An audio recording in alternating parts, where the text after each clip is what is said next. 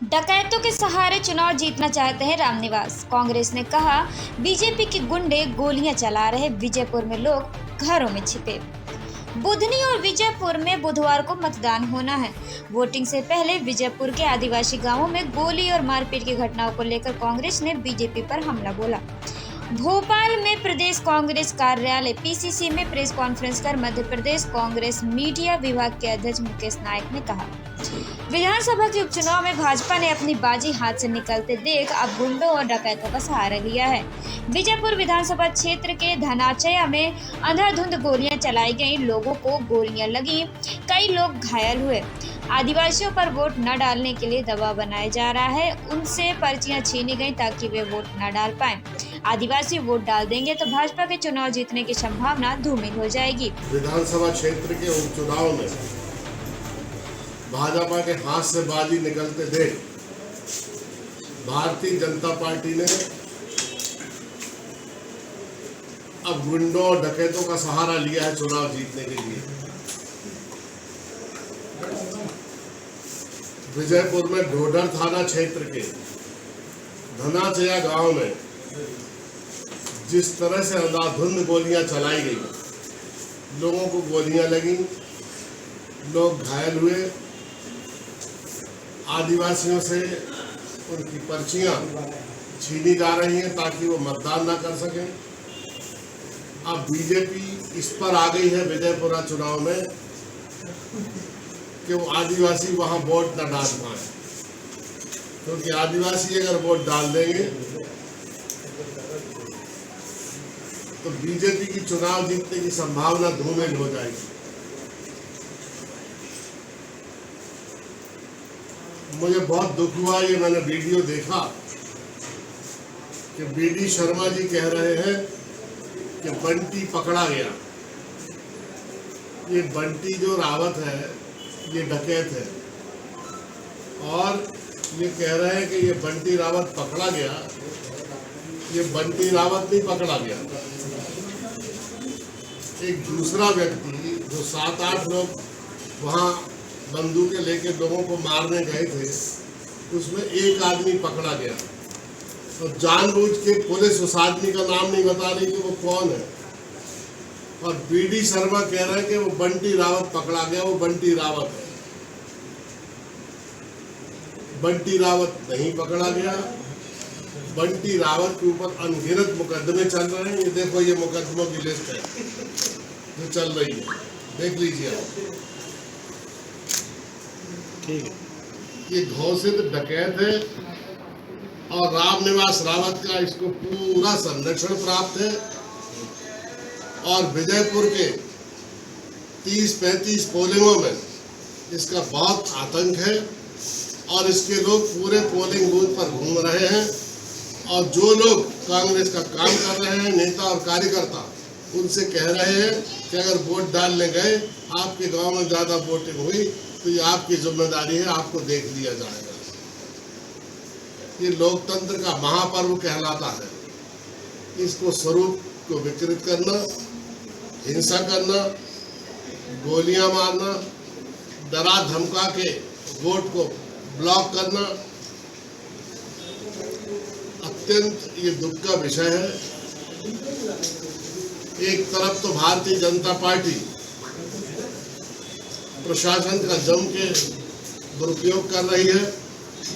आप देखिए कि रामनिवास रावत जब मंत्री थे तो जो उनका डिप्टी सेक्रेटरी था, अधिसूचना जारी होने के 4 दिन पहले अपने वन विभाग के डिप्टी सेक्रेटरी को वो कलेक्टर बनाकर अपने क्षेत्र में ले गए।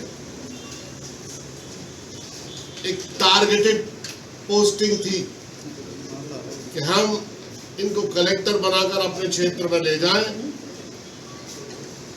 और चुनाव में जिस तरह से हम निर्वाचन प्रक्रिया को चाहते हैं उस तरह से निर्वाचन प्रक्रिया को प्रभावित करें। बुधनी में और विजयपुर में, दोनों विधानसभा क्षेत्रों में जो निर्वाचन आयोग की नियम संचालन और जो प्रक्रिया है उसकी धज्जियां उड़ाई जा रही हैं। बुधनी में दिनेश सिंह नाम के एक व्यक्ति हैं जो निर्वाचन अधिकारी है। वो 17 साल से बुधनी में है।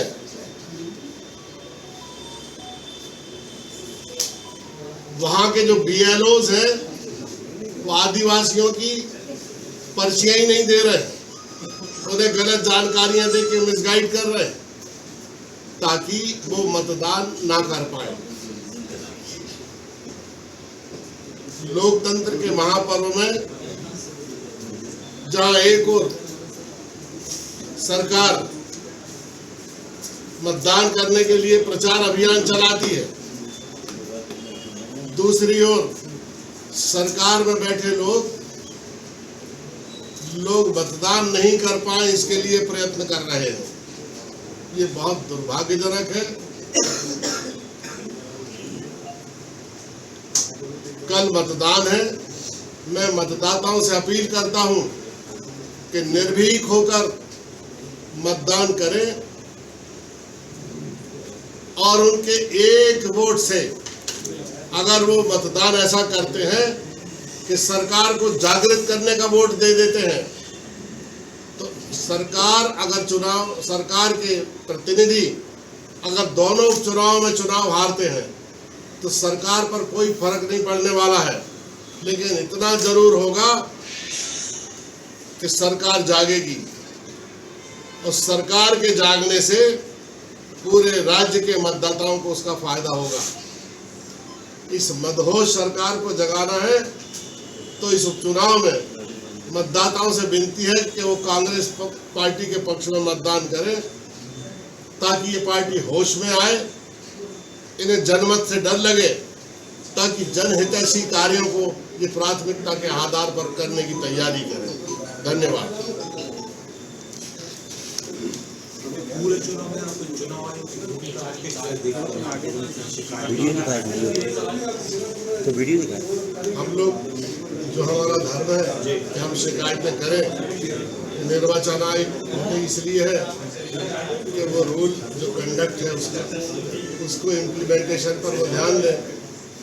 तो हम लोग तो जाकर उन्हें बता देते हैं कि भाई ये साफ साफ दिख रहा है कि इनजस्टिस हो रहा है।